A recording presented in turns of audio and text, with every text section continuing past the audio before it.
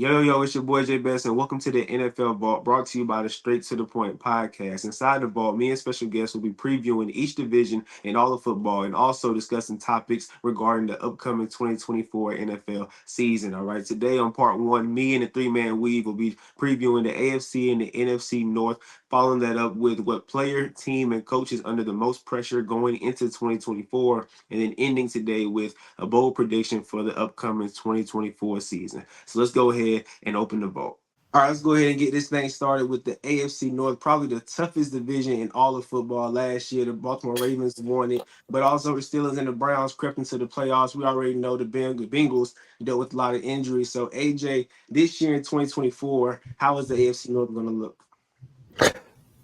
The AFC North is going to look like the AFC North. It's going to be black and blue, but I got the Steelers finished last. Go ahead. You got it. Go ahead. Go ahead. Yeah, you got to expound on that, my brother. Yeah, I have the Steelers finishing last because I believe I'm not sure the combination of Russell Wilson and Justin Fields, how that's going to look in Pittsburgh. You bringing in Arthur Smith, and he is like, as a play caller. You see what he did with Ryan Tannehill as a play caller. He didn't really do as well as a head man when it came time in Atlanta, but I think they'll run the ball. But Jaylen Warren, he has that explosion. But there is some questions on that team that I have. You guys have done some things on the offensive line, but is it proof? Like, do we have a proven record of success of all those guys that are going to be on that offensive line? Not necessarily. And outside of George Pickens, who's your weapon? Pat Frymouth? I mean, he's a good tight end, but I mean, in the AFC North, they're like, when you look at those weapons throughout the AFC North, it's going to be tough. And yes, that defense is going to be good, but it's not perfect either. Especially with the weapons that you'll be facing in the AFC North, they have the bodies to kind of exploit some of that too, and you have enough to kind of keep up. And my final thing, and the final reason why I think it's going to be the Steelers that finish last. Look at the final 8 games of your schedule. The final, that's a bloodbath. So if you slip up on any of them games early, it's going to be tough, coming down the stretch.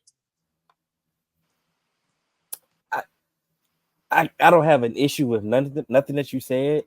It's just the fact that I can still see it the other way with the offseason that they had, the optimism that any Steelers fans have, they have. Like, say, they had an amazing draft. They had an amazing free agency. Like I said, the warts that they had on defense, I think they upgraded and fixed. And you could expect the leap from some of the players that they did have on defense. I think they could just get competent play from Russell Wilson. If he can just do what he did last year in Denver, that is a significant upgrade from what Kenny was giving them. And that's a difference in what they was doing in some of those games. So I'm gonna get back to that for the record. I mean, I understand, but it's I said, I can see the optimistic point from Steelers fans. So, you know what I'm saying? Right. I can see, of course, you know what I'm saying? And this is the tough ass division. So it's like any team that you pick is going to sound crazy, because I'm picking the Browns to finish last. Right. And the Browns was a lovable story last year. Their defense was, good defense, but their defense was terrible on the road. Like, it was totally different defense from home in a way. They have some questions. They did make some improvements in certain areas, but when we're gonna touch on it later, Pose, on the player that we have that he got the most pressure. Like, I'm gonna wait to expound on that, but Deshaun Watson got to show me something. Of course. But that's why I got them last, because I don't believe in nothing that they got going on with him. I got you. Yeah, I agree with Hill. I'm gonna go with my last team. Gonna be the Browns. It's almost like they paid for a Lamborghini. right? That Lamborghini is sitting on bricks in their driveway. You know what I'm Yeah. saying? Like they can't drive it. I think that that's going to be the deciding factor for Cleveland. I don't think Houston Deshaun is walking through that door anytime soon. But if he does, then of course they're gonna have a squad and they're gonna be able to run with the best of them. And that defense is great. I like what Jim Schwartz did last year with that defense. Defensive Player of the Year, Myles Garrett. Should he have won? That's conversation for another day. Conversation for another day. But I think that and Nick Chubb also caught that injury last year. He's the heart and soul of that offense, right? It goes through him. So if he don't come back the same, then that offense will take a step back. And I think that's already the problem with Cleveland is the offense is not where everybody else offense is. So I think that it's gonna come down to Deshaun Watson. And like D Hill said, like I said, I don't think he's coming back as of old. And you talking about it's like he came back off of a suspension and didn't look like himself. Now you coming off a shoulder injury. Yeah. like if we expecting you to beat somebody that we haven't seen in years, nah, man, you got to show me. You got to show me. Of course. Yeah. All right. So third place, who you got, AJ? Third place, I got the Browns. And where I'm going to start is with what Hill said about Russell Wilson. If they can just get competent quarterback play, this team could win the division in a sense. Like, so if we've seen not even competent quarterback play, they make it to the playoffs with, Joe Flacco and stuff like that. So I think that depending on how Deshaun Watson comes out and looks, if he's, 100% healthy, if he could just, if he could be a top 15 quarterback in the NFL, this team has the potential to win this division, let alone finish third. And another reason why I have them third is the offensive line. They dealt with a lot of injuries on their offensive line as well. Let's not forget, DeJuan Jones ended up starting because someone in front of him got hurt, and he came in and looked good, and then he got hurt. They're getting those guys back, so that adds depth. They still have Batonio, still got Teller, and then Amari Cooper. You got Elijah Moore. You got, you brought in Jerry Jeudy. You still, got guys that, the young guys that you want to see more from, like David Bell and Cedric Tillman. And then, of course, this defense. Like, I know you said they didn't play well on the road, but, you still got some bodies there. You still have, the defensive player of the year. You still got Zadarius Smith to kind of rush on alongside him. And, that Jim Schwartz defense and Kevin Stefanski play calling, he's keeping the play calling from Ken Dorsey. Like, to me, regardless if Nick Chubb is back, I think they're still going to be able to run the ball. They may not be able to run at the level that they run with Nick Chubb, but Jerome Ford filled in well. Let's not forget. So you don't have to just come in and put the entire, workload on Nick Chubb, and you can ease him back in. Yeah, I get it. I got the Ravens finishing third. I got the Ravens finishing third because they got way too many changes on the defensive side. You got the coordinator, he left, and the top and multiple top assistants left. And then you elevated this young guy that has never called plays, that wasn't even second or third on the pecking order when it came to the defensive hierarchy. So it's like it's way too many changes, and at some point, like, we always give the Ravens the benefit of the doubt when they make changes and do things. It's like, yeah, man, it's the Ravens. They gonna figure it out. I get it. And okay, them finishing third in the division don't mean I got them missing the playoff or not. Like you said, three teams made the playoffs last year. But it's just we talking about this division specifically. Like you said, did they replace Odell? You can say what you want about Odell. Did they replace him? All right. So they didn't. So that means because the version of Odell that they did get towards the end of the season was a good version of Odell. So now we going back to the same type of receiving question that we had. We got Zay Flowers. Zay Flowers is good. Rashad Bateman, what? All right, Yeah, still waiting on that. So we still waiting for this receiving core to get better. Okay, you got Derrick Henry. We expect that the running game should be at least be, if not the same, it should be better. I mean, if it's not better, it should at least be the same. Um, but they had a lot of changes in the offensive line. They had injuries, and they also making some changes. That ain't necessarily a seamless transition. You know what I'm saying? I get it. Right. I get it. You got Lamar. You know what I'm saying? He can make he can make some things happen regardless of who was in front of him. I get it. But they got way too many changes to just say, yeah, it's the Ravens. They good. They just gonna win the division. It's like, all right, come on now. Let's start to think about some of these things that they done lost, which are significant. Absolutely. Absolutely. Yeah, it's crazy because I agree with him. I'm gonna go with the Ravens third. It's no hate towards the Ravens. I just think that with the healthy Joe Burrow coming back, I feel like they gonna top the Ravens, and then the team I got winning the division gonna top them too. But y'all gonna hear that in a little bit, all right? But I think I'm gonna take a different approach. I agree with everything that Hill said about the receiver position. It's like the same conversation, right? We keep saying Lamar has no weapons, and we're going into this year again saying Zay Flowers and who, Mark Andrews, yeah, but he's one injury away from being out like he was last year. But my thing is last year when they got the new OC, it was to let Lamar throw the ball around more, Mm-hmm. right? And actually, I got the numbers right here. Lamar actually went up. Let me see. Lamar threw 326 passes in 2022. He came back and threw 457 last year, right? So the numbers went up in pass attempts. So everybody want to see him throw the ball around. But when you add Derrick Henry to this offense, I feel like he commands the ball. Like when you have Derrick Henry on your team, you gotta feed him. So is this going to turn back into the Ravens offense of old? Or are we going to try to still go in this direction to where we're going to let Lamar throw the ball around? I just feel like it's kind of an identity crisis. Not saying Derrick Henry's going to make this team worse. I'm just saying I don't know how we're going in this direction of Lamar Jackson throwing the ball more when you get a power back in Derrick Henry that you got to feed throughout the course of the game. So I think a little bit of identity crisis, and then losing Patrick Queen, I think that's going to be big. Having him and Roquan Smith, that was a great linebacker duo, but losing Patrick Queen to Pittsburgh, I mean, that's where he went. But yeah, I think they lost a couple pieces, and I think that the Derrick Henry thing is gonna kind of make things weird, if I might say that. That part, I think I think they're gonna have a good blend because there's no need for you to run Derrick Henry 25, 30 times now.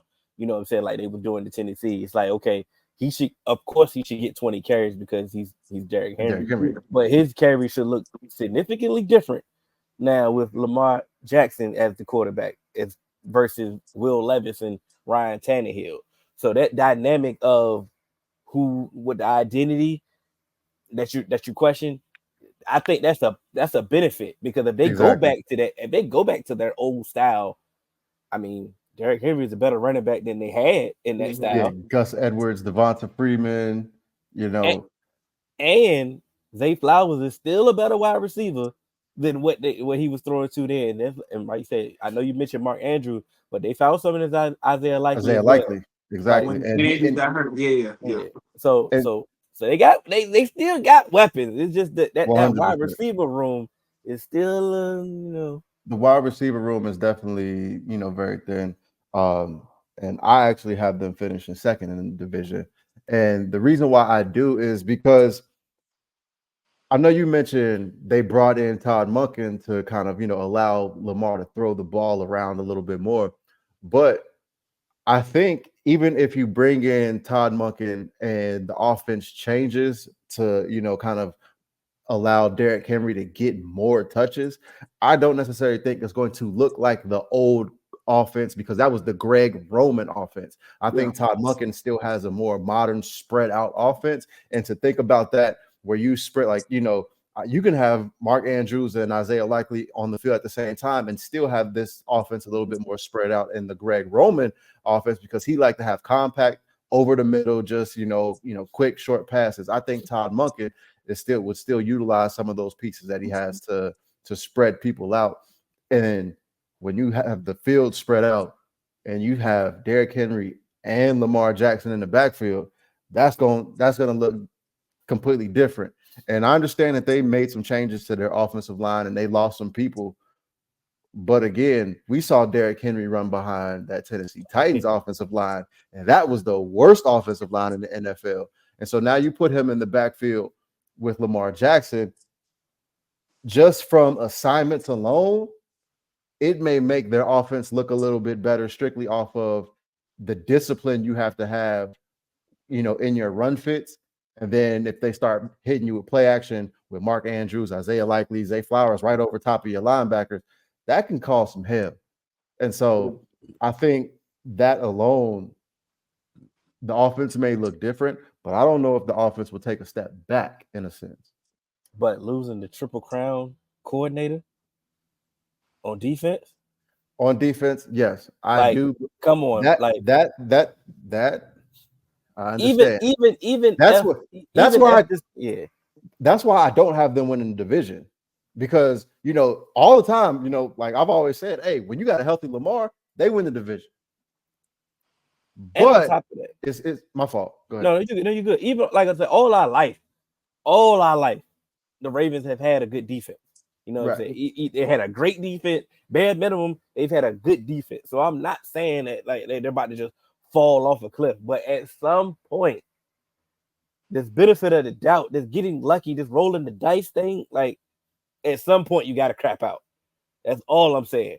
Like you losing the Triple Crown defensive coordinator that's only been there 2 years, Yeah. and and then losing everybody else under him, like nah. And a new play caller that's never called plays before. He just got finished playing actually, like not too long ago.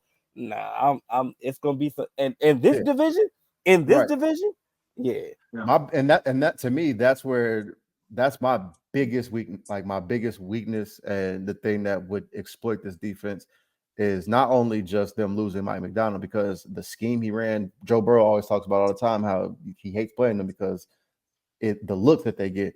But without him being able to, scheme up things and confuse people on the back end, this pass rush is going to be terrible.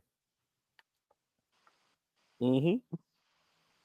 And so that, to me, that's the biggest thing. And they have bodies in the secondary, but is it like, how is it going to look when you can't get after nobody? Let's go. Yeah, who you got at second, deal? Second, AJ I got AJ had the Ravens, right? You had the Ravens finish the second, right? Yep. yeah, I Yep. got the Ravens. I had the Steelers finish second. Yeah, I respect it. I respect it. Like I said, I like everything that the Steelers. I like everything that the Steelers did this offseason. Um, like I say, for free agencies, for getting Patrick Queen, said the draft that they got, the offensive linemen, the other linebackers that they get, like every draft pick that y'all got, like I love every move. I love the getting Russell Wilson for dirt cheap. I love getting Justin Fields for dirt cheap. Not spending anything in the quarterback room. So it's like you can actually have a quarterback competition if you really want to. You know what I'm saying? I did like the draft pick of Roman Wilson. But he just got injured during camp. It's not significant, but I mean, even still, the wide receiver room outside of Pickens, and I'm really not that high on Pickens, to be quite honest. Like I see the flashes, but I don't see the consistency, or the consistency doesn't match the The hype. optimistic, the optimistic hype that he gets. So I'm like, okay, once he shows me, I can like, okay, boom, I see what everybody was talking about. But until then, I have questions. But other than that, like I said, I love everything that the Steelers did this offseason. It's not a negative thing that you can say. You have questions about the marriage of both of the quarterbacks, Justin Fields and Russell Wilson, with Arthur Smith, because the things that he does best really doesn't suit their skill set. But at the same time, he resurrected Ryan Tannehill. Like I said, can you figure out something with Justin Fields? Justin Fields has looked good at camp. So, as far as some of the highlights we've seen, can you figure out something with Justin Fields? Can you figure out can build on the consistency that Russell Wilson had last year? He didn't look that great, but can he at least be a stabilizing force that can continue? Because I do believe that the running game will take do an upgrade. Najee behind this offensive line, that's they made improvements. Jalen Warren, the home run threat. I'm I'm I'm liking what they doing. It's just they're going to have they're going to have stiller moments throughout the season where it's like y'all Yeah. lost to who, Yeah. like oh y'all beat them, like Yeah. it's gonna She be lost to them. Yep. yeah Every it's year. gonna be one of those. But I think that the upgrades that they made are believable enough to be significant to put him up in this division. I got you, man. And number two, I'm gonna go with Cincinnati, man. Look, Joe Burrow, I fear going against Joe Burrow. Like it's just something about him. He gives me Brady vibes, but of course not to that extent. That's the GOAT we're talking about here, right? But just that when Man. he walks on the field, you know he gonna do something dangerous. You know what I'm saying? He's going to dissect you, and just having him back in that locker room after being hurt last year gives them that automatic boost. You know what I'm saying? And then being able to hang on to T. Higgins, I remember he requested that trade and everything, but to be able to hang on to him, and with Jamar Chase coming back healthy, this offense is still unstoppable, even without Joe Mixon. Joe Mixon leaving, I still think that this offense, they added Zach Moss, right? With Zach Hmm. Moss, I still think this offense is going to be lethal. Now, the defensive side, it's always been like a roller coaster, right, up and down. But I still believe that in on the offensive side, adding Trent Brown, trying to help the O line, because that's still been a problem for as many years. Just like we talk about the Ravens receiver room, we always talk about the Cincinnati O line, right? They just can never get it together. So if they can, I think this team will be dangerous, and it all starts with that bad man at quarterback with Joe Burrow. You want to go, AJ, or you want me Yeah. to take? You want me to go? I mean, You yeah. can go because I got more questions. Even though they are my number one, I got more questions that I can ask. Then you can go. Okay. So I have the Bengals at Yep. number one. And to me, I have the Bengals number one because the offense. And as you mentioned, the offensive line. I think with the additions that we made on the offensive line, um, gives us something that we also haven't had in the Joe Burrow era, and that's depth as well. Because, you know, say Trent Brown, because Trent Brown, he's on the pup right now, and Amarius Mims is taking all the first team reps. So if Amarius Mims comes in and wins this right tackle job, you have flexibility with Trent Brown because Trent Brown has played guard before. Trent Brown has played left tackle before, and he's a NFL like starting quality, piece there. And then if Amarius Mims doesn't start right away, and you don't have to force him in there, that is depth there on tackle as well. And you can move, Trent Brown to left tackle if necessary, guard, whatever. There's options there to kind of do those things. And I think with that depth and having quality starters. Alex Kappa, is fully healthy. Orlando Brown was dealing with a groin all last year. I think it will make Joe Burrow a little bit more comfortable to run that Jake Browning offense that we saw last season. Sorry, Hill, but every offseason I've said they've been practicing under center, practicing play action under center, but then when they get to the season, it's a lot of shotgun because the pocket's collapsing. Joe Burrow doesn't want to turn his back. But after him seeing kind of like, hey, we've made these upgrades and stuff like that, I think you may be able to add more into that. On the defensive side of the ball, bringing back Von Bell and adding Geno Stone, I think are really good moves because I think everything was an issue with the defense last year from top down because there was miscommunication in the secondary with, Dax Hill, Nick Scott, who ended up getting benched, and, for Jordan Battle, because all those miscommunications happened, Logan Wilson and Jermaine Pratt, they didn't attack the ball as much as they wanted to, in the run game because they kind of had to sit back a little bit because they didn't know what was going on. The corners looked a lot worse because Dax Hill at safety, he's taking terrible angles. Nick Scott, who knows what he's doing back there? You know what I mean? So that's one of the things that we've already seen in camp. Geno Stone and Von Bell, two veterans who have played a lot of football, they're communicating better. They're making sure guys are in the right spot. So I think that a lot of that information is flowing from the top down. And the biggest worry that I have is just a secondary pass rush. Who's going to get after the quarterback outside of Trey Henderson? That's really what it stems, to me. Yeah, you took my you took my point from me because we've been having conversations My all bad. off season. But I do want to know if Joe going to trust is he going to trust Zach to do some new things or some different things in this offense to help the offense. You know what I'm saying? Right. The offenses can be stagnant at times, and with the playmakers that they have, it should never look as bad or stale as it does at times. And I Right. think that certain things that they did with Jake Browning that they can easily do with Joe if he allows them to do that. And if that's the case, I think it expands the offense to a whole nother height and is very more dangerous. And if the offense can get clicking like we know that the offense is capable of doing, then the defense is able to play the way that they want to play. I think Lou is very um complementary reactional. And what I mean by that is it's like, okay, my offense gave me 14 points.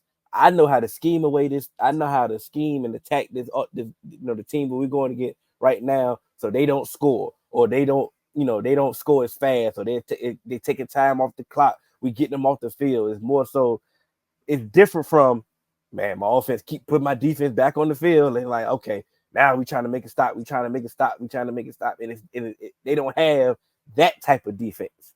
You know what I'm saying? That can just consistently just make a stop with the offense not giving them nothing. You know what I'm Right. saying? So I think if they go hand in hand. So I do think the concerns that I have with the defense will be alleviated if the offense can click or can do the things that we know that the offense is capable of doing. And That's all. just to throw something out there, also, when the defense kind of looked good on that run, one of the keys was the safety play. Von Bell and Jesse Bates was a really big piece of that, where they were interchangeable. They were causing turnovers. They were getting PBUs, and so bringing in Geno Stone, interception leader, bringing back Von Bell, who he didn't mesh well in Carolina, but he's still that that in the box safety, that that guy who really brought that turnover mentality to Cincinnati. I think those veteran presence will kind of make Lou feel a bit more comfortable to get back to the play calls he was making. Let's get it. Yeah, I need everybody to sit back and just relax for a second, okay? Because this is a simple equation, y'all. The Steelers plus a good QB equals the number one seed in the AFC North. I think we have to start this off by thinking about last year. This team went 10-7 with arguably the worst QB play in all of football. Arguably, I have the numbers right here. Last year, Kenny Pickett threw 6 touchdowns. Let me sit back and think about that for a second. In 2023, right, where offenses are putting up points, everybody throwing the ball around, our starting QB threw 6 touchdowns. Altogether, we had 14 passing touchdowns. Like, that is god awful. All right. And Russell Wilson by himself last year had 26. Like, people can say all they want about Russ. I think we're still stuck in his first year in Denver because how Mm-hmm. bad that was. But Yeah, last year he had a solid year. The only reason he got benched is because we all know that if he would have kept playing and got hurt, they would have had to pay him extra money. That was all political, right? That That's wasn't about his play. And at some point, he actually had them in the playoff picture, right? And when we talked about he doesn't have enough weapons, right? George Pickens last year with once again arguably the worst QB play in football had 1,000 yards only on like 63 catches. Now we have to mm-hmm. like think about that. Like he did that with Kenny Pickett. So last year, Russ had Cortland Sutton. And after that, who? Right? He made it work with a bunch of what did Steve Smith call Jerry Judy? A jag. Just another guy. Right. He had Jerry Judy and I believe it was KJ Hamler, I think. Like he had a Mar- bunch of no names. You know what I'm Marvin saying? Mims and stuff. Yeah, like he had a bunch of no names and he made it work. So this year we have to trust that the Steelers know how to draft receivers, which we do. All right, Roman Wilson, we gotta trust he's gonna come in and make an impact. Almost like, and I know it didn't pan out, but like Chase Claypool did his first year, he came in and made an impact. Deontay Johnson came in and made an impact. George Pickens came in and made an impact. We've been doing this for the longest. All right, so we got to trust that we're going to have enough weapons around Russell Wilson. We upgraded the old line to where Najee and Jalen Warren should be able to eat. Najee still had 1,000 yards last year, no matter how many questions we have about the old line. All right, so the offense I'm comfortable with, especially given what we had last year. Like the numbers were so bad that out of 11 games, Kenny Pickett threw at least one touchdown in 5 games. So that's 6 games he didn't throw a touchdown, right? And this team still went 10-7.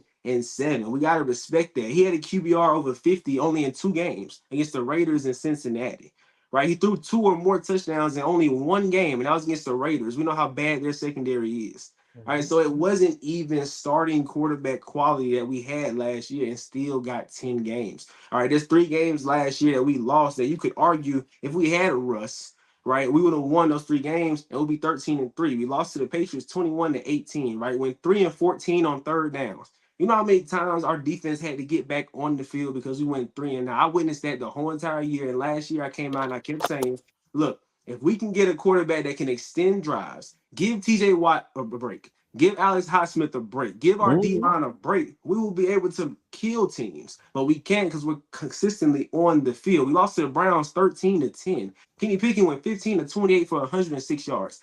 You can't win with that.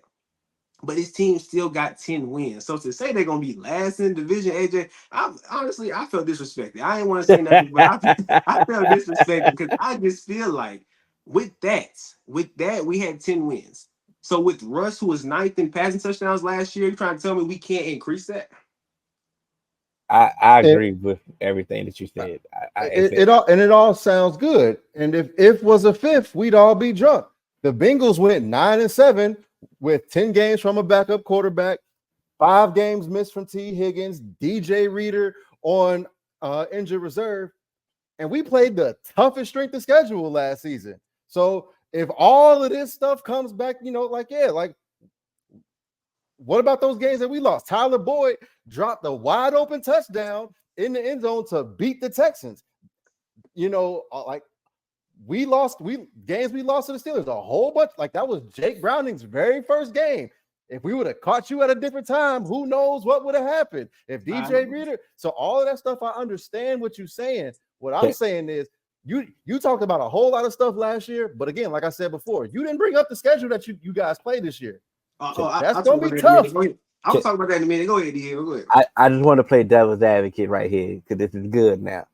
Now y'all both touched on what happened last year, and you think about the improvements that y'all both made. So how can you have the improvement that you made, your team made, AJ? How can you have your team going from fourth to first, and have his team going down to fourth, and vice versa? Like because he did give y'all the credit. He did give y'all the credit of the improvements that y'all made, and the improvements of the fact that Joe Burrow is even healthy. Like he gave y'all the credit. So I know. So I'm asking AJ. I'm going to him saying he felt disrespected, and I'm like, I'm not, because again, I didn't say I was going to finish. Again, I didn't say I was going to finish 6-11, 6. I didn't say that. I just felt like with some of the things that you guys have done in the offseason, they can be good. But again, like I said, you still have to ingratiate Russell Wilson. You still have to make sure that, hey, he fits into this this offensive scheme that Arthur Smith comes in. One thing that Russell Wilson doesn't like to do, though, is throw over the middle of the field. Yeah. And that's kind of where some of your weapons will operate the best. And that's where Arthur Smith likes to operate. So if that doesn't mesh, who knows?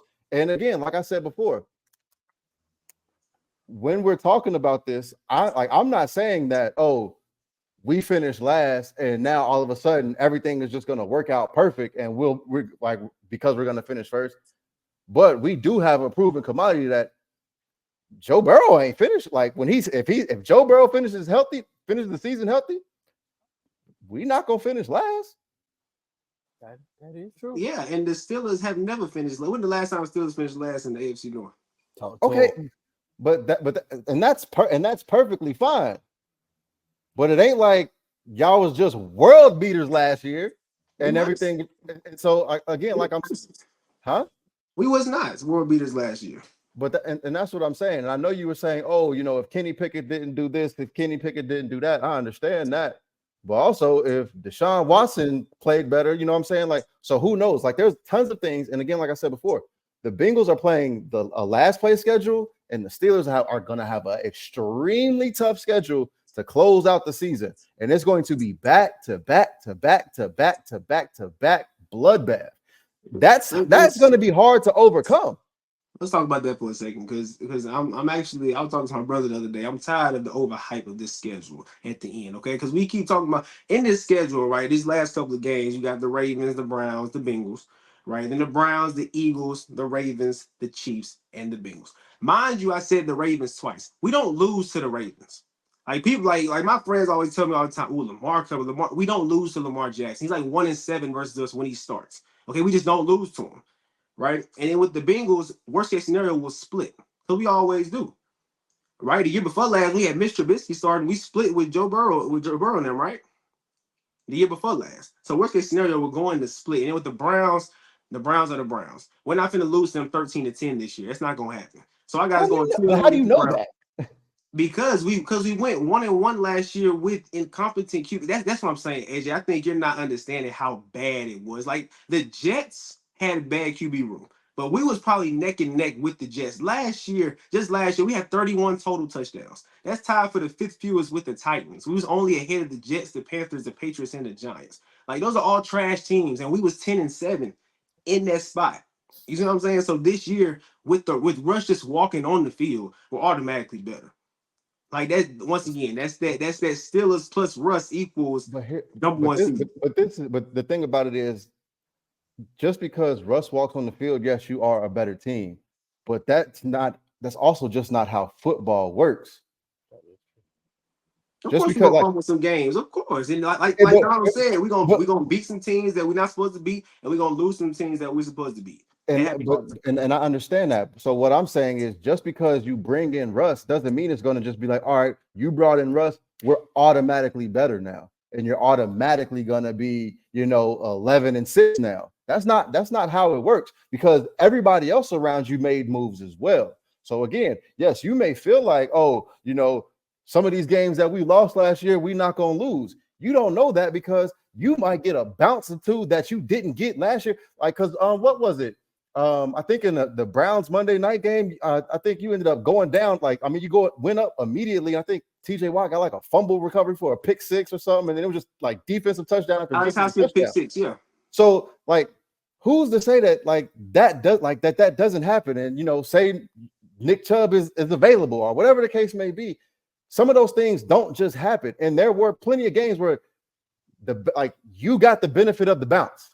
It don't always work that way. And so just because you never lose to the Ravens, don't mean it can't happen. Just because, we're going to split with, the Bengals, don't mean you can't get swept. We ain't going to lose the 13-10 to the Browns. You really could, because guess what? That's how some AFC North games be, 13-10. So I understand the optimism, but just because you have the optimism doesn't mean it's going to happen. I'm gonna let you have the mic drop on that one. I'm gonna let you have the mic drop only because we gotta move on. But we can go back and forth about this all day long. All right. But let's go ahead and jump to the NFC North. All right. Detroit Lions are one of the hottest teams in all of football right now. Everybody's talking about them. Everybody loves them. They went all the way to the NFC Championship last year. But let's see what the boys think about the NFC North this year. Who y'all got finishing fourth? The Minnesota Vikings. To be honest, I just believe, I think in that KOC offense, I think Sam Darnold is going to look better than he may have in the past. They got Christian Darrisaw locked up. Brian Flores is calling the defense, but I just think that it's kind of tough on them right now. And I like Jordan Addison, Justin Jefferson. They got guys. But I just don't know if it's going to be a cohesive thing where they'll be consistently able to win games. I got them finishing fourth as well. The fact that what KOC worked wonders. He had people thinking that Josh Dobbs was good, Mm-hmm. Like he had Steelers fans thinking like, we should have never traded him. Like they actually were saying that how bad when Kenny was playing, they actually were saying we should have never got rid of Josh Dobbs and stuff like that. Like so, he had the people thinking that he was actually good. He got some. I'm not even gonna say that he got competent play out of Nick Mullins, but he got something out of Nick Mullins. It's like, okay, bro, if you got competent play out of Josh Dobbs, who is a good quality backup, don't get me wrong, but you got competent play out of Nick Mullins, you can get con- consistent competency from Sam Darnold, which would just be annoying for teams. But I just don't think that it's going to be enough for Yeah. them It's just you got to, to play super hard every week, just so you yeah, not that team that lost to Sam Darnold. yeah, that's it. I think what did they go to last year? 9-7. So, yeah, I think so. Yeah, yeah, yeah. At, Yeah, I at, think. Go at ahead. best, of course they can get some, but 9-7 is it's going to be a consistent 9-7 though, because they started off like 0-4, Yeah, that ain't gonna happen. went on a run. Kurt got hurt, then they went. Then it was a roller coaster after that. They just gonna be a consistent 9-7. Yeah, yeah. I think I'm gonna put them at last as well, not just because of them, but also who else is in the division.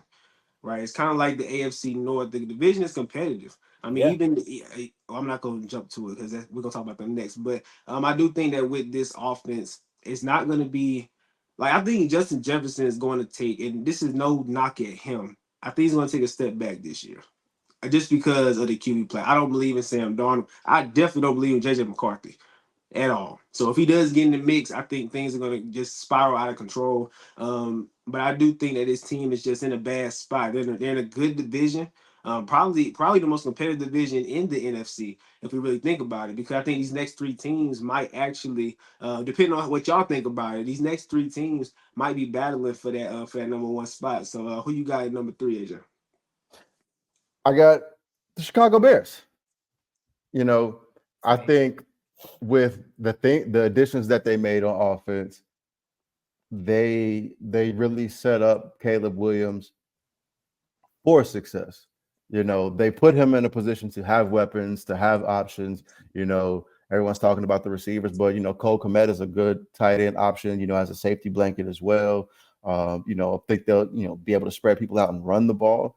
And down the stretch, that defense started to look good. So I think this will allow them to kind of be able to play free. And of course, Caleb Williams is going to make some mistakes. He's going to be a rookie, but I think it's going to allow them to kind of play a little bit more free. And they're gonna be hell to deal with. So I got them finishing third. I got to finish this third as well. And it has nothing to do with them. Actually, I think Yeah, I like I like everything that they did this offseason as well. Like yeah. they made some significant changes. They did everything. They put everything around Caleb Williams for him to have. He could have a CJ Stroud type of season based off the weapons that he has on Mm-hmm. the offense, and it could mean nothing based off the division that they in. I mean, not it could mean nothing because they could find their way into the playoffs. Um, but based off the division, I just can't see them with the rookie just beating the other two teams. Like I just can't see them being that. I can see them. I can see this being similar like the AFC North getting three teams in the playoffs. Mm-hmm. But they just third seed. Yeah, I'm gonna go with the Bears also, but this is a tricky situation. Like if Caleb Williams is the guy that everybody says he's going to be, they're going to be a problem. Like you Mm-hmm. talk about, he can repeat what CJ Stroud did last year, but CJ Stroud didn't have the weapons that Caleb Williams has. So it can be CJ Stroud last year on steroids. When you talk about Keenan Allen, I think Roma Dunze is going to be a great receiver in the NFL. And then DJ Moore, like you have three solid, at worst, solid receivers. And then the defensive side, like AJ said, last year they picked up at the end with Montez Sweat. That was a great addition. And he came over Mm-hmm. there and started getting after the quarterback immediately. ASAP. ASAP. So hey, He said, if "I ain't in everything clicks Washington right, no more." boom, exactly. If everything clicks right, this team can be scary. Now I don't Mm-hmm. mean like Super Bowl scary, but they can be like I don't want to play them in the first round of playoffs type scare. and Absolutely. and that's the thing. It's like seeing what CJ Stroud did wasn't that's not normal. It's not at You know all. what I'm saying? So it's like even to put those expectations on a Caleb Williams, even though he was a more highly touted quarterback, he's the number one overall. He's the next coming. I know he has a lot of expectations to do those things, but like I said, once again, that ain't normal. And Yeah, once again, he could do that. Like absolutely. he could do that. Cause think about once again, the Texans they went on that run. The Jags fell off a cliff. Mm-hmm. Way off. Yeah. You know what I'm saying? So okay, Because the Jags at one point were the number one seed in the NFL. so that's the thing. And So that's what I'm saying. Things can happen with the way the ball bounces. Some certain things can change. So let's go ahead. Let's move on. That's all. yeah, and so the one point that I just wanted to say, Jalen, you said that CJ Stroud didn't have the weapons that Caleb Williams does, but one thing that CJ Stroud has that Caleb Williams doesn't is Bobby Slowick. That offense was set up, to really, exploit some of the things that CJ Stroud does well, and some of the things that we didn't even know, like CJ Stroud had in his bag, but it freed him up to do those things. CJ Stroud, he got to play in the shotgun a whole lot to really kind of be able to see the field and utilize some of his strengths. So we just have to see how Caleb Williams fits in this Shane Waldron offense and how that may work for him. But if he does fit, this could look good. Very good. Yeah, for sure. Yeah, real quick, I do want to say something. So last year, you know how the Packers and the Texans was that surprise team that Mhm. nobody thought was going to be in the playoffs. Well, this is that team this year. I think if everything clicks, like I said, everything has to click. This team can be very dangerous. All I right. agree. Number 2 seed AJ. Number 2 seed, Detroit Lions. Okay. I got the I got the Detroit Lions because It's gonna be good. It's gonna be real good. Go ahead. I do like some of the things that they've done. Bringing in DJ Reader. They went hard in their secondary, and I think that they're a good team. But it's really, to me, I think it's going to be a close race. I am just going to pick them to finish second, and it's not like, oh, I picked them just because I don't think that they're as good as a team that I have number one. I just think that that's how it's going to just shake out at this point in time, and I have my reasons why, and I'll kind of get. I think I'll probably get there more in depth when we talk about team number one. Yeah. Well, I got Packers again, number 2 seed. Packers definitely surprised. Um, they surprised people last year with what they did. They were supposed to be a down year, supposed to be a rebuilding year, and then they got hot, and they were an interception away from going to the NFC Championship. You know what I'm saying? So Jordan Love showed that he is ascending already. Those receivers that they have, like that's the question that I do have. Like somebody's going to have to emerge. Like either somebody's going to have to emerge, or Jordan Love is just going to have to just be the MVP. It's no in between for them to actual reach the ultimate success that they want. For them to get Josh Jacobs, Aaron Jones was definitely a good and steady person, but you upgrade and get a Josh Jacobs behind some of the things that they done in this offensive line, man, the defensive pieces that they already have, getting rid of the coordinator is an upgrade. I don't give a damn about what I said earlier about what the Ravens said. Like getting rid of what they had in their room was that damn bad, and the and they didn't even look like the worst defense in the league. But that's how bad he Oh, was. yeah, no, yeah. So I believe getting the defensive changes that they make should be a stabilizing force for them as well, because I think they're going to have the offense is going to be consistent. At some points last year, Matt LaFleur was calling the game in spite of Jordan Love. He was trying to like save Jordan Love. He was trying to hold like, okay, man, don't throw a pick. Just I'm gonna protect you. You know what I'm saying? And then towards the end of the season, when it was clicking for Jordan Love, he was like, okay, I can unlock this offense for sure. and have all the pieces doing things. The wide receiver was still making mental mistakes because the whole wide receiver room was young. But once again, towards the end of the season, they were starting to understand their role and starting to understand their capabilities. Like I said, they got wide receivers galore. They probably five deep for sure with legit wide receivers.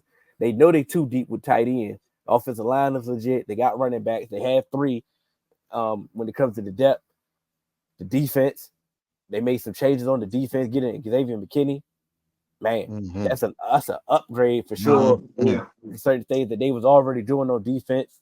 Still got Jair Alexander, Eric Stokes coming back.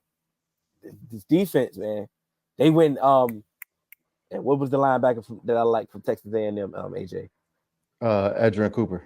they drafted him. Like to go along with this defense, like this everything about what they did this offseason. They paid their dues that they needed to pay already. So dudes is playing free, bruh. Yeah, this is a beautiful thing in Green Bay.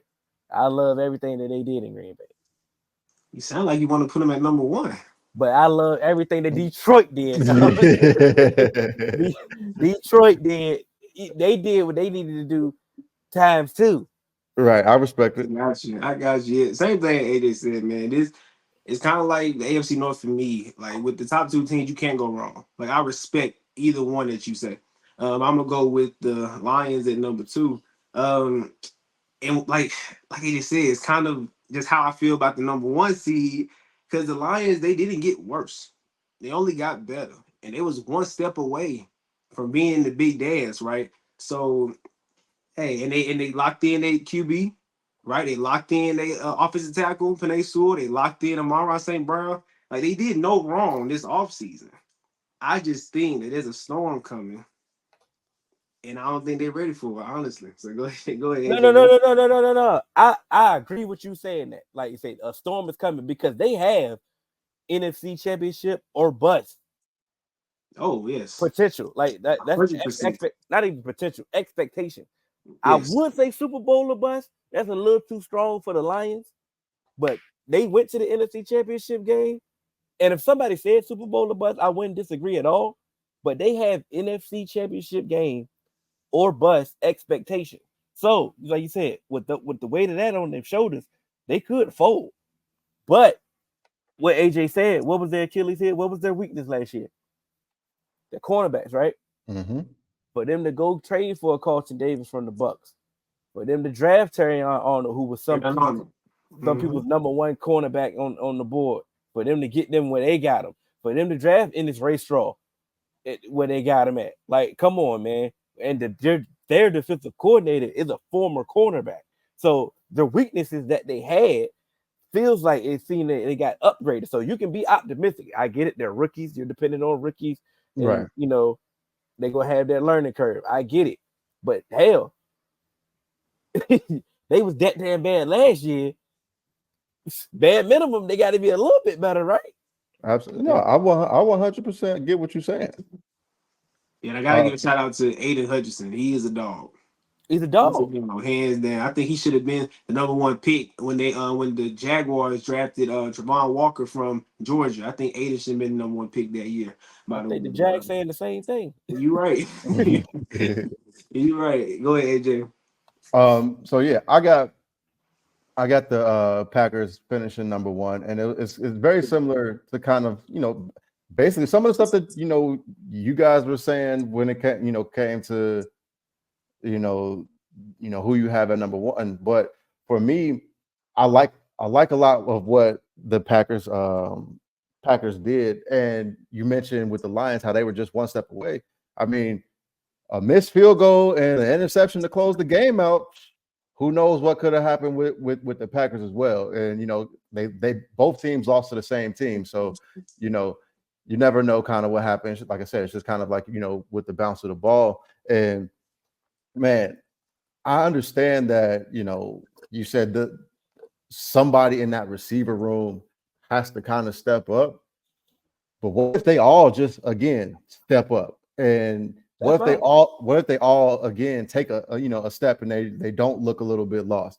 That just like I said, how I like, hey, you got weapons after weapons after weapons. And to me, that is a That is a big thing. And then not only did you bring in Josh Jacobs, I like the draft pick of Marshawn Lloyd because I know one thing that Matt LaFleur is going to want to do. He's still going to want to run the football, and I think that they're going to be able to do that. And now he knows what Jordan Love is comfortable with, and he doesn't have to feel like he has to call plays to protect him to start the season. Hey, we can hit the ground running. I think this can look a little bit different. And then, just to kind of go out, I like I know you said they needed to get rid of their defensive quarter. I think they brought in the right guy. Like I'm familiar with Jeff Hafley and Boston College. Yeah. And he did a lot with a little. You know what I'm saying? And when you look at the second string for the defense on the Packers, it's a lot of guys that I like. I loved Carl Brooks last season. He's coming off the bench as a rotational piece. You know what I'm saying? You mentioned Adrian Cooper. I like Kalen King as a backup nickel. So I think they got him late too. Yes, you see what I'm saying? I like, and then you still got your high draft pick in Lucas Van Ness as a rotational piece. I like some of the things that they're doing, and then you add in Javon Bullard. You still got Jair Alexander and Xavier McKinney, Eric Stokes. I think that back end finally is going to kind of mesh with the pressure that the front end the front seven is going to bring, and they got in guys and bodies to rotate. And 3 years ago, I said this was going to be the number one defense in the NFL. God damn it! Like they might be a contention this year. And I might have just been a little bit too early because I like what they got, man. And I understand, like you said, the Detroit, every need that they needed to address, they went and did it.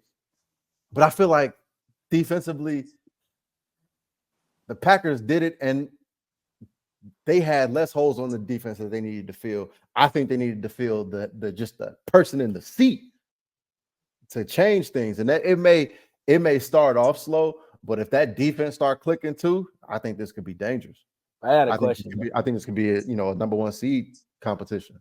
Outside of Tom Brady's Patriot days, when he was going the early days when they was going down, they were just winning, and the receiver core was like Troy Brown. Like, when have we seen a receiving core like this that doesn't have a certified number one?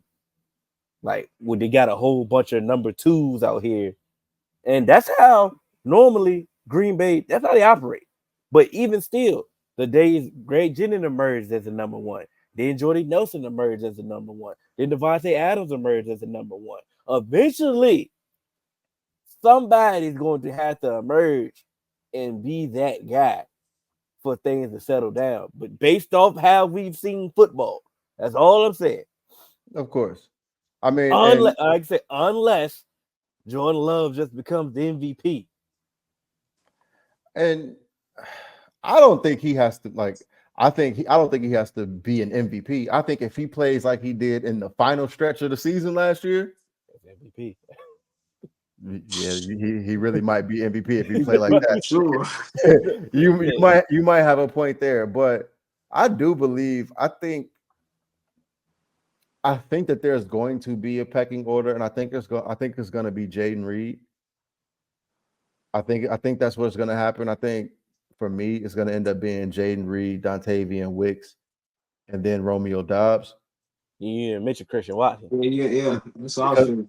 Because I think but then I think they'll be able to kind of utilize Christian Watson and kind of just like that deep ball guy, like almost like Marquez Valdez-Scantling type. Hey, go get some cardio, and be there to kind of run deep post. The high numbers on the route tree, the 7, 8s, and 9s. You know what I mean? And then I think that's going to open stuff up, and and let's not forget they still got Luke Musgrave and Tucker Kraft, and that's a lot. That's a lot. That's a lot of options with LaFleur calling them plays. So, like I said, I think that they're going to be tough if they start off like they where they left off. Good, Jay. So just to turn the clock back a little bit, when the Packers drafted Jordan Love, I was one of the people that came out and said, why? Why would you do this when you have A-Rod, who still, at that point, he was still in his prime because he won 2 more MVPs after that. Why would you not go and get a receiver just to help out with Devontae, right? They could have got T. Higgins. They could have got T. Higgins in that draft. And I was so mad. Like, bro, why would you do this? But it panned out well. And it panned out perfect. Clearly, they knew that A-Rod in the front office was not getting along no more. And then when he got out of there, Jordan Love stepped right in. And at first, it didn't look good. But then he got hot. And I thought Matt LaFleur was just a product of A-Rod, kind of like Mike McCarthy. But Matt LaFleur has proven. Killing me, You bro. Hey, no almost had shade. it. No You shade. No almost had it. shade. No shade. I didn't mean that. But Matt LaFleur has proven that he can call plays. He's a great play caller. All right. So going into this year, Jordan Love, like you said, he might have to have an MVP kind of season. I think he gonna have an MVP season, honestly. And I think that Christian Watson, he said Jaden Reed. I think Christian Watson is gonna step up and be that guy. I see what you're saying though about him taking that MVS role. I got you, but I do think that Christian Watson is gonna emerge into that guy. And it also comes down to Jordan Love and Matt LaFleur versus Jared Goff and Dan Campbell. All right. No, Ben No, Johnson. Ben Johnson. Oh, but I mean, I'm sorry. I mean head coaching. This head coach in Yeah, quarterback dynamic. Yeah, this I, head but coach in quarterback dynamic. yeah, Yeah. Dan Campbell last year single handedly sold the NFC Championship game. yeah, He did. He had went for it in the fourth down. They didn't get it, and then we could have kicked the game time field goal. He went for it again. They didn't get it. Like if yeah, if it came down to it in a big game, who am I yeah. trusting more, Matt LaFleur For and sure. Jordan, or Dan? Boom, that's who I'm going with. So it's kind of like there's no shade to the Lions. I just see a storm coming with Green Bay, and on defense, Rashawn Gary, animal, right? Still got Jair Alexander. You added Xavier McKinney. Like this defense improved.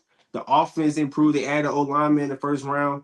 I just think there's a Jordan Love masterclass coming, and sitting behind A Rod has definitely paid off. Like I said, it didn't start off good last year, but it ended very well. And they made it further than anybody thought they would have. I didn't think they would make the playoffs last year, but they did. I think that the fact that the Lions just retained Ben Johnson just solidified that the Lions is going to be exactly what they were last year. Like I say, for me, like you said, it's things that they can still do more with Jameer Gibbs. Like Yep. I don't it's think they use them enough, in my opinion. exactly. So Yep. if they can use him a little bit more, that's open up some more dynamic plays for that offense.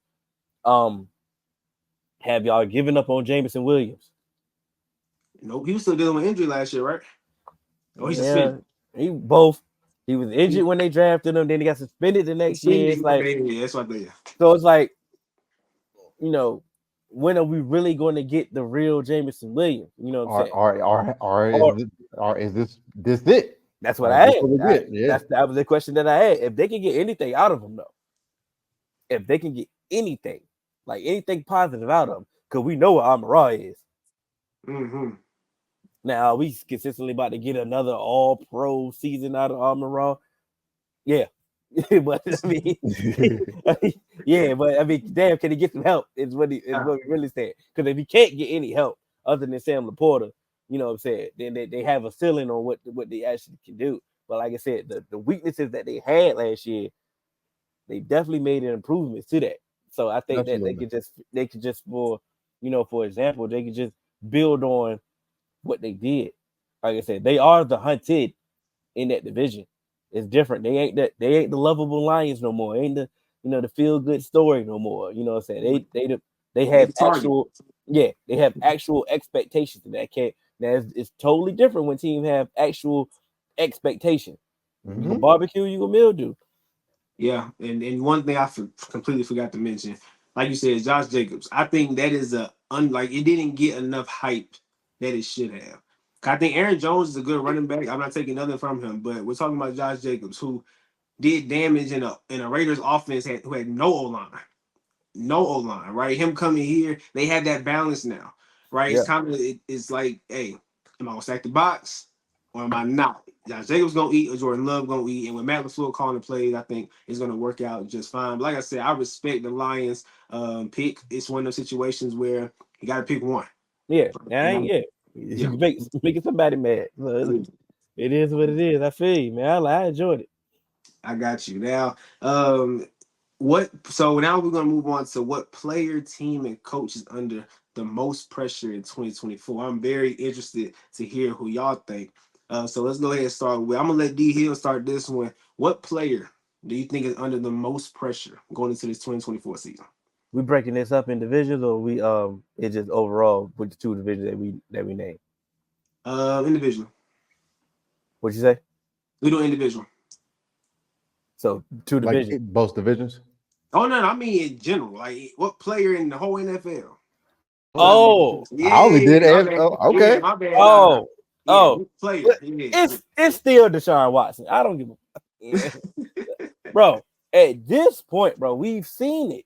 Like we've seen backup quarterbacks in this offense have competent success, bro. Like, dog, you was literally you was fringe top 5 in in conversations before, say you went on your little, your massage tour. You know what I'm saying? Free, yeah. He is 69 69 guys. dog. But Hey, it, hey, hey, you know what hey. I'm saying? Can you at least get to something, bro? We haven't seen a good bro. They hyped up that game that they beat the Steelers when he went on that streak. Bro, he didn't throw a pass over 5 yards, dog. Like Mhm. he was digging and dunking and all that, and they was like, "Oh my god, this is the Deshaun Watson we've been waiting for." What? It's not. Who is this? Yeah. This is track, bro. Every quarterback they've had some, at least other than DTR, they didn't have some games that they didn't look like something. Like Jacoby Brissett looked like he should have kept the job before Deshaun Watson came back. They actually got worse when he came back, and that's how they didn't make the playoffs the first time. You getting paid way too much money to be playing as bad as you are, bro. And with the team that the Browns have, they should be able to do something. And they can't do nothing if he don't do nothing, bro. They had Flacco. Didn't Flacco win the comeback player of the year? Mhm. Mhm. Because of what? Because he was playing good for this team that you was supposed Good. to be playing for. I don't know about good. Exactly. And that's the point. Right. And that's the point. Flacco was out there throwing hella picks. 3 of them things, some of them games. I He remember was Thursday he night, was he was just throwing picks. he was Christmas.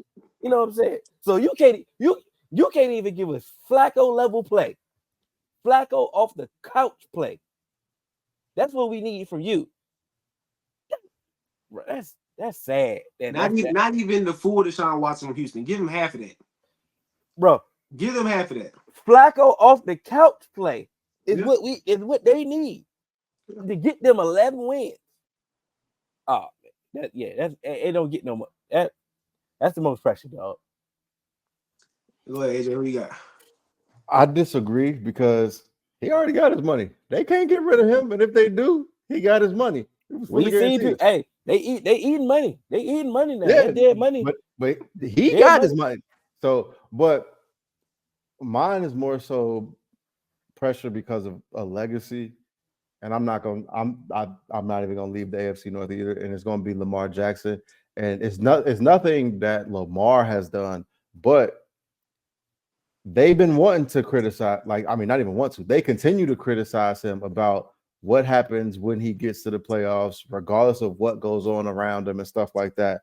And so this is the time where, hey, like, it's really about like you got paid. And after what happened last year in the playoffs, when they quote unquote put the ball in your hands and you stopped running, I mean, they stopped running the ball. Now, if you come up short again, it's really about to get loud. And he handles it well, but you know, the national narrative might start changing. So I think it's Lamar Jackson.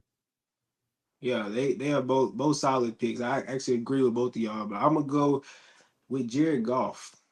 All right. Jared Goff, look, man, ever since, and once I want to give him his flowers first before I talk about the pressure, because ever since he got there, they've gotten better every single year. Right. When he first got there, it was 3-13-1. Then they went 9-8. Right. And then last year they went 12-5, made the conference championship. They coach blew the game. Mhm. Right now, you gotta keep going up. Right, that's what the Lions. That's what they see. That's why they paid you because they believe you're the guy that's going to get the job done. It's not for what you have done. Expectation. It's because what they think you're going to do. So I feel like with Jared Goff, you got to get the Super Bowl. You got to. That's the expectation that Detroit Lions fans have. That's the expectation that the NFL has. That's why they paid him. Why would I not pay him if I don't think he's going to be the guy to win the Super Bowl? So that 4 year, Hope. 212 million, 170 million guaranteed. Hey, you got to make something out of it. And like I said, you got to keep going up because if they don't get back to the NFC Championship game, then question marks got to start popping up. He's going in the wrong direction now. We just paid this man. Now we finish in the wild card round. Or absolute worst case scenario, we don't make the playoffs. So I think the pressure is on him, especially because the Lions paid a guy they believe is going to win the Super Bowl for them.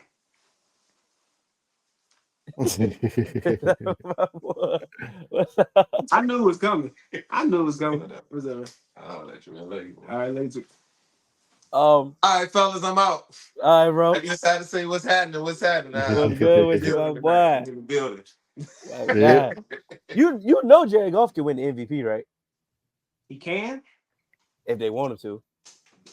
He can. Because he's that going too. So you just added to it. You just added more pressure. You saying he can win the MVP. He sure can. He But sure can. It's going to be different because he's going to have a Jared Goff stat game.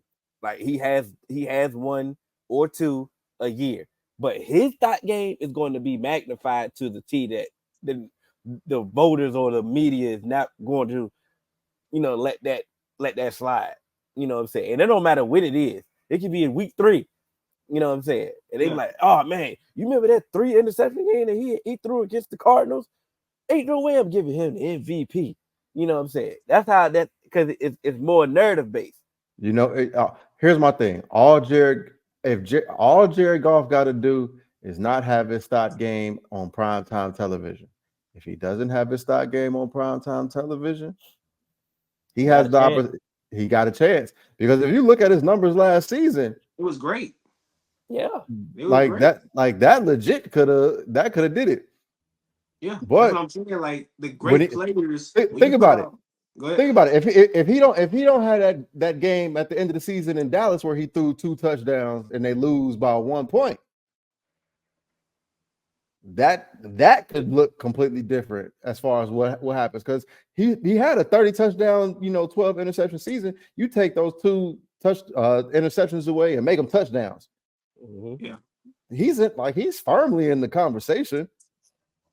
100%. But that's the thing about great players, right? You put out great production and you stay consistent with it, right? It either gets better or it stays the same. That's why I think the pressure is there because we talked about putting him in the MVP conversation.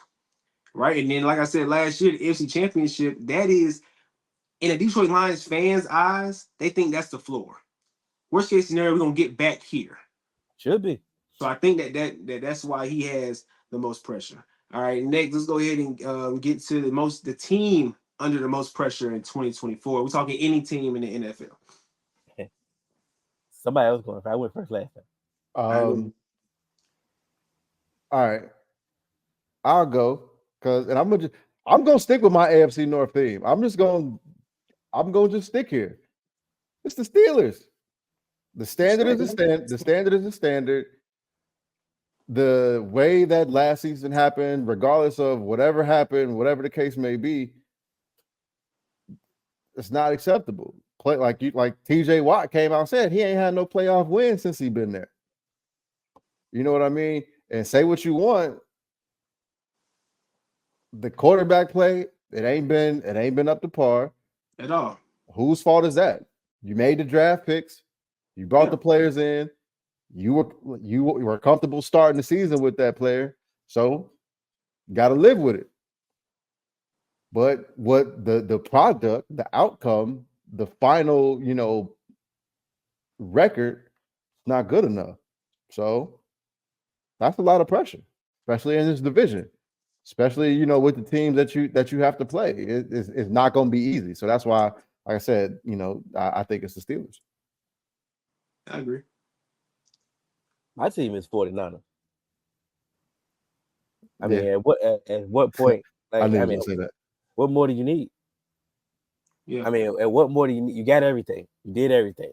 What more are we asking for at this point, other than y'all to hurry up and finish and get over the hump at some point? I mean, you got one of the best coaches. You got the best running back. You know what I'm saying? You got the wide receiver. You got Debo. You got Brandon Ayuk, George Kittle, Trent Williams, Fred Warner. You know what I'm saying? You got all these people. You got all these players. All these all pros. All, like you say, number one seed. You know, like, at some point, y'all can't keep going to this. Going to the. I mean, keep going to the Super Bowl, lose to the same person, but you lost to them in different ways. At some point, you got to figure out something. I mean, how do they not have the number one pressure? Yeah, and just to touch on that, I love Kyle Shanahan. I think he is the best play caller in all of football, and it helps that he has those guys. But he was doing it before Christian McCaffrey got there too. But him firing Steve Wilkes after the Super Bowl, I lost a little respect because I feel like in that game, it wasn't necessarily his fault. I think you got to take some blame too, Kyle. That's the thing. Accountability is definitely not a lot of people's strong suits. Yeah. And Steve Wilkes, if you listen to any 49er fans throughout the year, they was all blaming Steve Wilkes because what the defense wasn't looking the same, wasn't feeling the same. So Steve Wilkes was always the scapegoat all year. It was set up. So it was set up. So I say most teams have scapegoats built there. You know what I'm saying? Like you're still a fan. You had the quarterback issue. Like, hey, look, if we had a quarterback, you know what I'm saying? It is what it is. So that's what it is. I mean, it was he was coaching with his hand behind his back anyway. You know what I'm saying? He ran a similar scheme, but he couldn't do it. Wasn't his scheme. He couldn't do the things that he wanted to do. He had it basically. You got to call how we normally do this. How you got to play this. How we normally play this, and yeah, you know, certain things that he wanted to do, certain adjustments. Like you said, he wasn't perfect, you know, but yeah, I mean, he was scapegoated, and it is what it is. But like you said, now with that point, it's all on Kyle. You got rid of him now. Okay, boom. You bought in your guy, right? Okay, get it done. Yeah, and even people that saw kids that I talked to on campus, they all said that was the most boring Super Bowl ever, right? Because all you want to see is points scored. For the longest, that game was low scoring. It was low scoring because Kyle, you wasn't getting the job done, but Steve Wilkes was. Steve Wilkes was holding Patrick Mahomes, waiting for you to break through, and you did. Boy, they lost one key piece, and that opened the whole game. The way Greenlaw was out there playing, as soon as Greenlaw went down, I was like, "Up." Oh yeah, when he went down, I knew. Patrick Mahomes has fucking. I'm sorry, I didn't mean to cuss on your platform, but he did it again. You good. Now, for me, I'm gonna take a different direction. I think both of y'all are talking about teams that are for D Hill. You're talking about a team that can't get over the hump, right? He just can't get over the hump.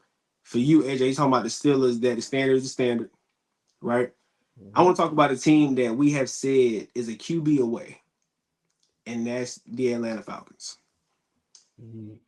I don't like, and watch my approach. I'm gonna watch this. All right, Lombardi. I don't like the draft pick this year. And it's not because I don't think Michael Penix is going to be a good quarterback. I rocked with him. I thought he should have won Heisman, honestly, in college. I don't think he's not going to be a good quarterback. But you get Kirk Cousins on a 4-year, $180 million contract, $100 million guaranteed. And at the number 8 pick, you draft Michael Penix. All right? Michael Penix is 24 years old. So if you don't want to just give money away, you're expecting Kirk to be there at least 3 years. At least, because of the contract you gave him. By that time, Michael Penix is going to be 27 going on 28. So I spent a top 10 pick. And by the way, there was no defensive players drafted before pick number 8. So they could have went and got the best defensive player available because outside of AJ Terrell and Jesse Bates, who are we talking about in that defense like that? So you could have went and got the best defensive player available. But instead, you went and got a quarterback who might not start till he's 27, 28. And if he does start before then, you wasted money on Kirk Cousins. Right. And in a similar situation, kind of is with Aaron Rodgers and That's where I Jordan Love. thought you was going. I was about to be my rebuttal. I was going to ask because you said you brought up earlier why you thought they should have went somewhere else and it worked out. So Yeah, it worked out. But mind you, when Jordan Love right now is 25 years old. Michael Penix is 24. That's so they drafted Jordan was young, and not only that, but they knew Jordan wasn't gonna start for a couple of years because he was so young. And not only that, but you had Aaron Rodgers. Michael Penix, like I said, it's an age thing. Like I just spent a top 10 pick on a guy that might not start theoretically till he's 27, 28. So I think you dropped the ball with that. So this has to work out with Kirk Cousins. Or else we're gonna start saying, hey, put in Michael Penix, but wait, we paid Kirk. Like this can go real bad real quick if it don't work out with Kirk Cousins. Especially with that fan base. Yes.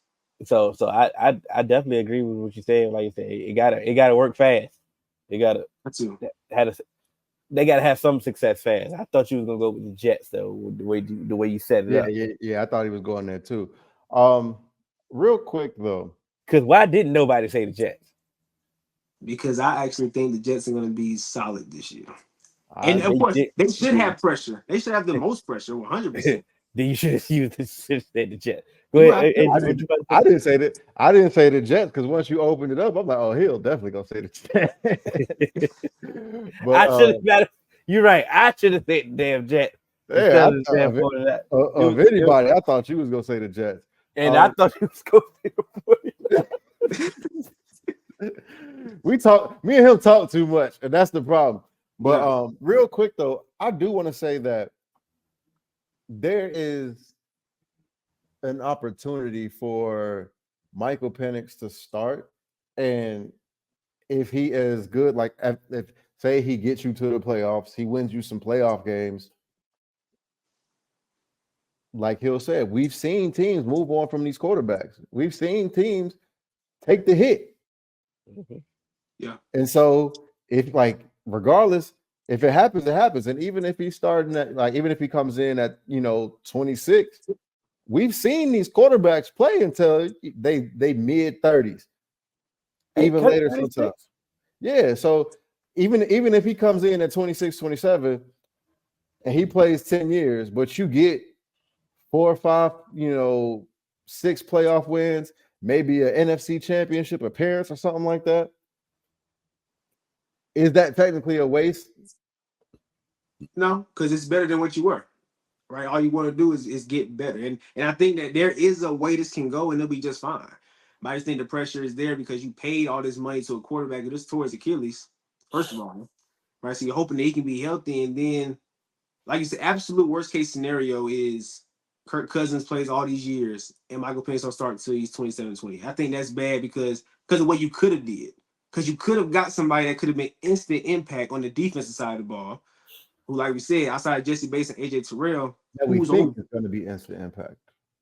Oh yeah, of course we think they're going to be, but that's the thing though. They could have picked any defensive player. So the number one, so whoever had a mock draft, the number one defensive player on the list, you could have snatched them, and we wouldn't be knocking you for it because who else do you have on the defense? So I just think there's a way better route you could have went versus the one that you did go, and I think there's pressure in that organization.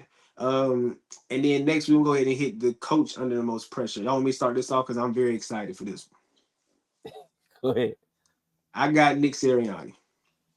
Oh, that's a good one. I got Nick Sirianni. Look, man, Nick, he was hired in 2021. In 2020, the year before you got there, it was 4-11-1. Right. And ever since you've gotten there, you put them in the playoffs. Right. In 2022, they went 14-3, went to the Super Bowl, lost. And I was one of the ones came out and said they're gonna run it back. The very next year, things just spiraled out of control. All right. They ended up going 11-6, but it was a very ugly 11-6. And I was one of the idiots that said they're gonna flip that switch eventually. Right. But the signs was there all year that this really just isn't a good football team. So what happened in that span? The offensive coordinator got fired. Right. Mm-hmm. Then after the season, defensive coordinator got fired. Mm-hmm. But what happened prior to last year? Jonathan Gannon, DC, went to Arizona, right?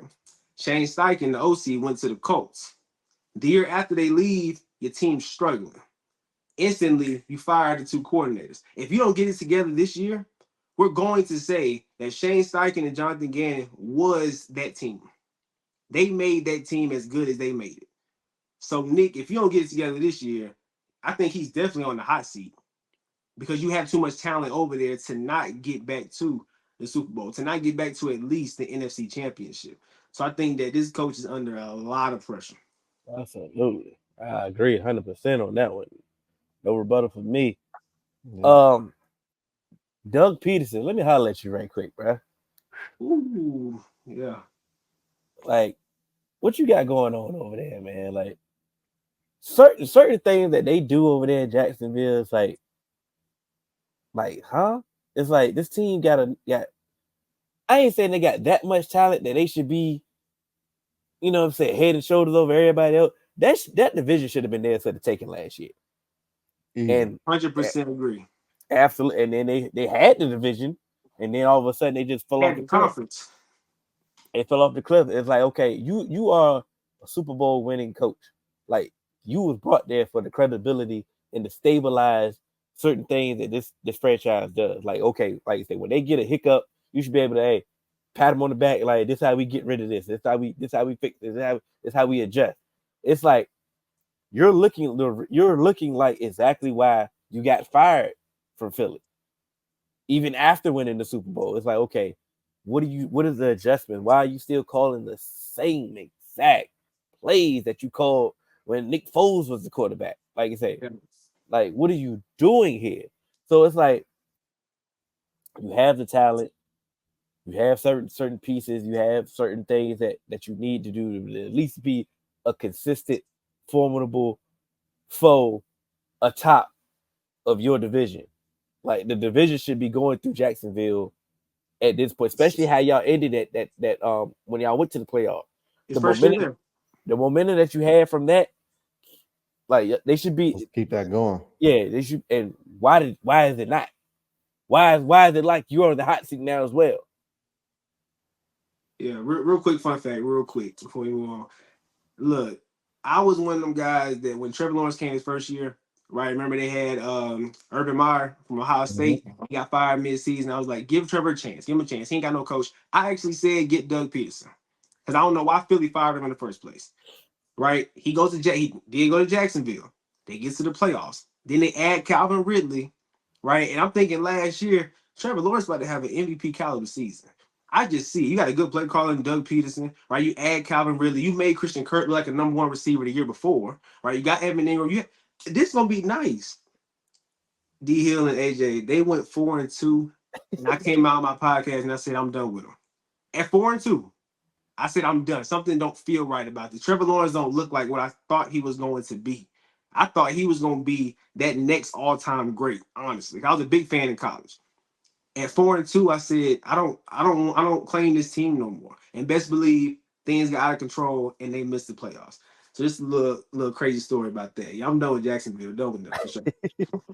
They We they done ruined with the 90s.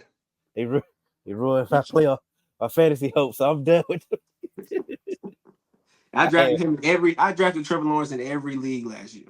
I had Trevor Lawrence and I had Calvin Ridley, and they ain't do nothing, especially Calvin Ridley. They ain't give me nothing. We done with the Jags. Done with the Jags.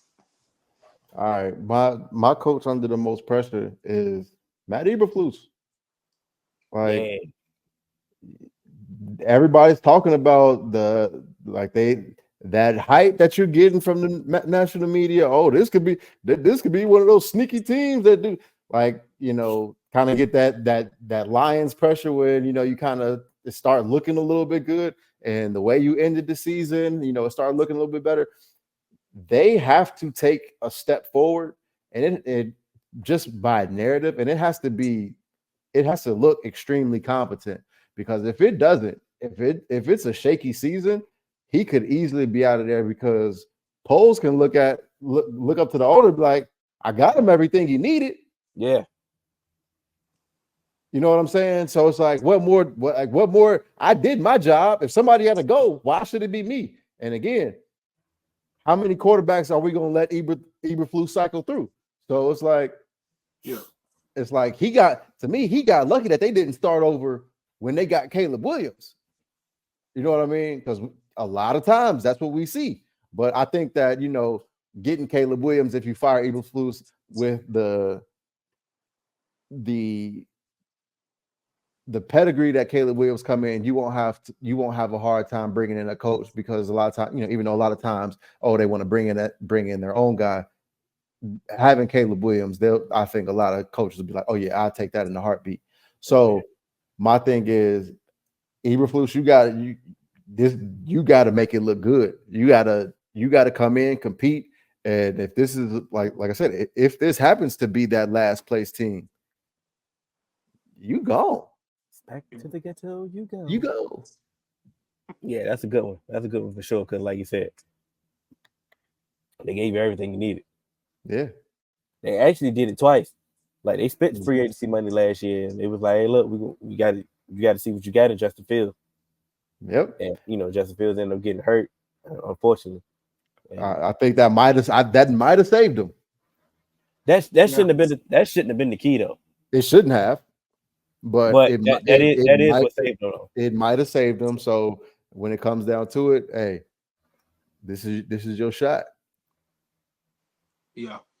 All right. Last thing to close out part one of the NFL Vault. We're gonna give our bold predictions for 2024. I would like to go first on this one. Mind you, it's a bold prediction. So AJ, I don't need no crazy looks when I say this. It's a bold. It gotta be bold. All right. I can't be giving no simple predictions. All right. I think Jordan Love is going to have a better season than a healthy Joe Burrow. I told y'all a storm is coming, and I just something just feel off. I feel like Jordan Love about to come and take the lead by storm. Last year, 32 touchdowns, 11 interceptions, and I feel like that was him getting into a rhythm. Right, that was his first full year as a starter. Mind you, sitting behind Aaron Rodgers. The only time he got in was when A-Rod was hurt, or whenever he sat out because they had the division locked up, whatever. So that was his fill out year. Kind of like CJ Stroud. His fill out year was really good. I just think Jordan Love about to take an extra step. And I think that, like y'all said, Jared Goff can be in that MVP conversation. I do think that Jordan Love can be in that MVP conversation. It's nothing against Joe. I think Joe is, like I said, the most dangerous quarterback in the NFL. But I do think Jordan Love will have a better year. So why you pick Joe Burrow out of all the quarterbacks? Because once again, I had to make it bold. I think Joe Burrow is like the second best quarterback in the league. So I had to make it. I think Mahomes, that's a stretch. That's a huge stretch. So I had to do Joe Burrow. Nothing. I didn't just say, I'm gonna have AJ on the show, so I'm gonna pick Joe Burrow. Nah, I didn't do that. Just a question. I just wanted to ask. And you know how this came up actually. One night, my older brother is a Cincinnati Bengals fan, right? So one night we just talking, whatever, about sports and everything, and then we started talking about the Bengals, and then we started making like little bets. So I said, put me down for Jordan Love having a better season than Joe Burrow. I said it at first out of like just to mess with him, but then I thought about it. I was like, you know what? I think I'm gonna stick with that and put that on the show. So that's how that went. You want to go, AJ? You want me to go? I'll go. I can follow that up because I was thinking that this was going to be an AFC North or NFC North show. So that's where my bold prediction. That's my bad. Real quick, y'all. You're good. You're good. But that's where my bold prediction came from. And so just to follow yours up, my bold prediction is Joe Burrow throws for 5,300 yards and 45 touchdowns and wins an MVP. God. Oh my God. We said go bold, right? Bold. It's bold. You're right. It's bold. I respect that. Because MVP won't bowl enough. Because you